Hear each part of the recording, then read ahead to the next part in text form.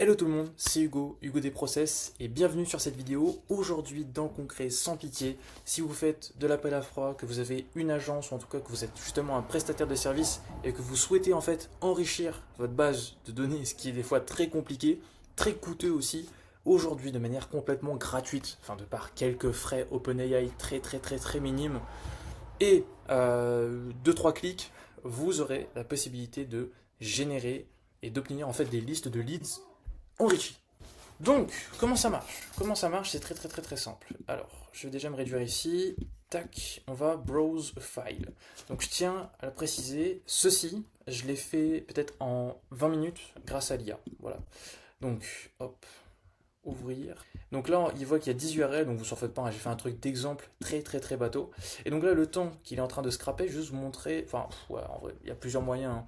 Vous pouvez utiliser par exemple scrap.io, qui est très utile pour aller chercher vraiment pas mal de liens.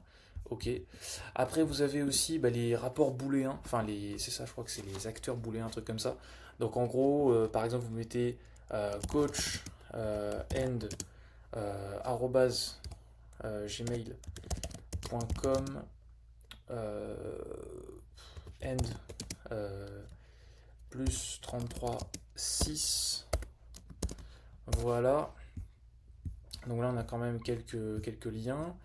Et tout bêtement, je vais juste aller là-dedans, mettre un end num égale 100.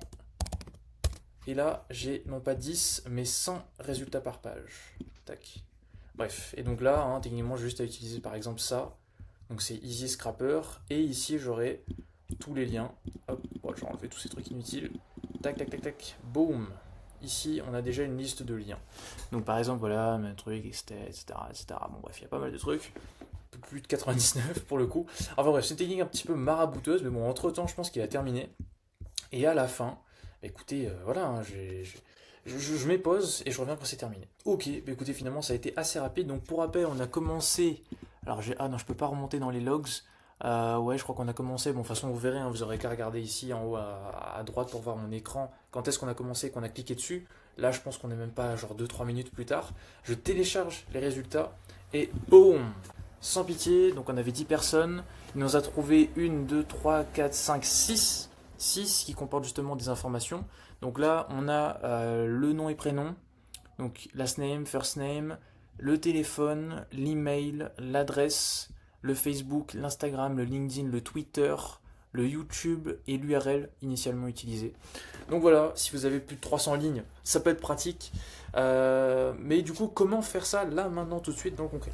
Pour ça, vous allez aller dans la description. Dans la description, vous aurez deux fichiers. Un premier fichier qui vous redirigera justement vers Mac, ok, donc Mac tout bêtement, hein, ce sera dans un zip, et vers Windows. Sur Windows, je vais faire ça comme ça au moins c'est fait.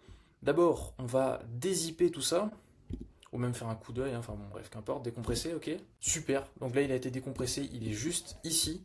Donc concrètement là-dedans, il y a quoi? Il y a deux boutons, vraiment deux boutons. Il y a Install BAT, ok, donc Install, et le deuxième c'est Launch. C'est les deux seuls boutons sur lesquels vous avez à cliquer, à double-cliquer, attention c'est compliqué. Et à partir de là, il y aura une fenêtre qui va s'ouvrir et vous aurez la même fenêtre que moi. Ça c'est la première étape sur Windows. Et la deuxième, c'est la même, en fait, littéralement, sauf que c'est sur Mac.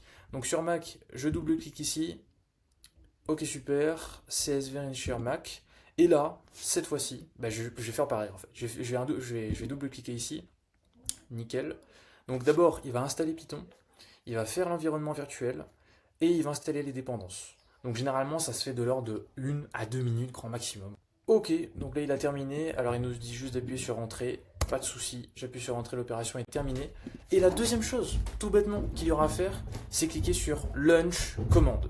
Et voilà, c'est fait. Comme vous voyez ici, il faut juste ajouter un élément supplémentaire pour pouvoir le faire fonctionner. Donc moi je vais l'enlever, je vais aller en créer une rapidement et la supprimer derrière parce que sinon vous allez utiliser ma clé OpenAI et j'ai pas envie. Donc pour ça, évidemment, il faut ChatGPT.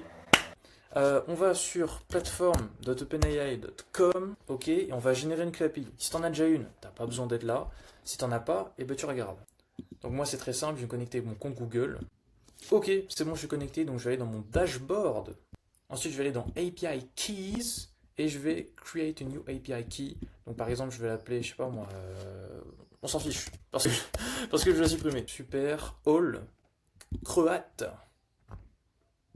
On copie, sans pitié, on le met là, hop, on fait un big CTRL V, entrée, et là, vous avez juste à refaire la manip. Donc moi je reprends le même fichier d'exemple, il a tout trouvé, bref c'est un grand. Et voilà, c'était Hugo des Procès, j'espère que cette vidéo vous aura plu, en tout cas n'hésitez pas à vous abonner pour plus de tutos. Oh my god, salut!